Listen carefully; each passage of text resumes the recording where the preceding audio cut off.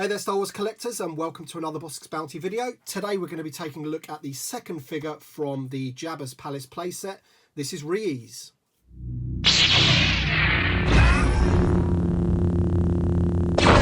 Okay then guys, so this is Ree Yees on a vintage style card. We have been waiting a very long time for Ree Yees to be part of the vintage collection, and finally he is here. As I mentioned before, he was included in the Jabba's Palace adventure set, which I reviewed just the other day.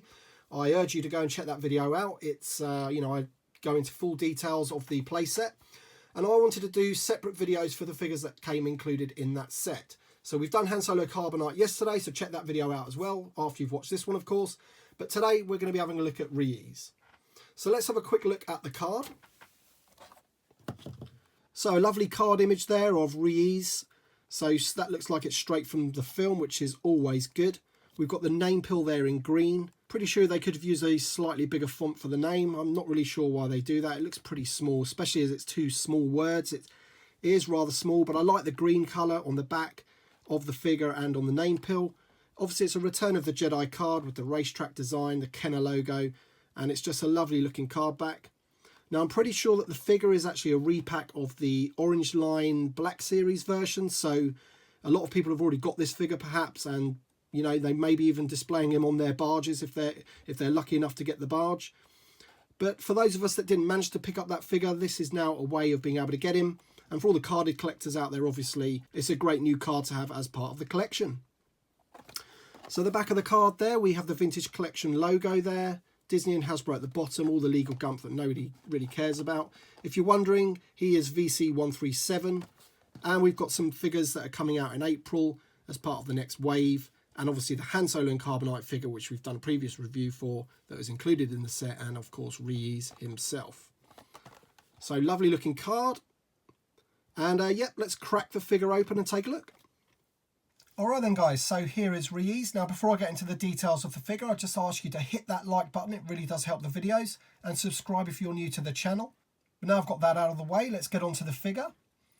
So straight off the bat, this is a great looking figure. The paintwork on the head is really, really nice. As you can see there, great representation of the character from the movie. Same going on with his hands there. We've got that lovely paint wash on his hands. And to be honest, this isn't too dissimilar to the original figure that we got back in the day. Obviously they've made him articulated and things like that. The head's improved and the paintwork's improved slightly, but I think back in the day that figure was a pretty good figure anyway. It's a good likeness of the character from the movie. But yeah, the paintwork's really nice on this figure. You can see there he's got his like brown outfit that's pretty much an all-in-one same colour. We've got a grey stripe down the side, grey knee pads, and he's got those sort of yellow boots. He's got a nice belt going on there as well.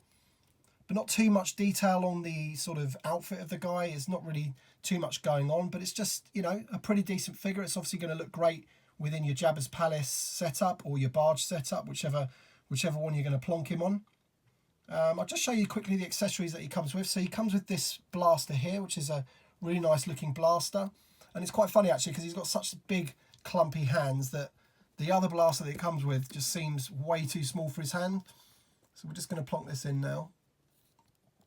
There you go, look.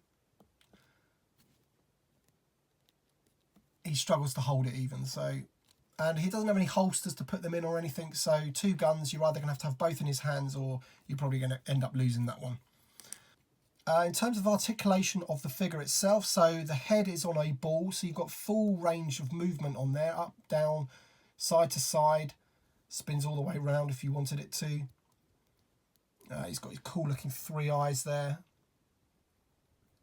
Excellent looking figure. Shoulders are on a ball hinge, so they spin all the way around and go up 90 degrees. Elbows and his wrists spin as well. No hinge in there though.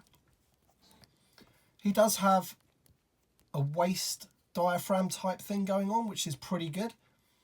So he's got quite a lot of movement around there. Obviously spins round, and you've got a bit of movement as well. He has the 5POA style legs, so they only kick out that far, but they only go that far because of his outfit, which just drops down. That's like a soft plastic, and they can kick back about that far as well.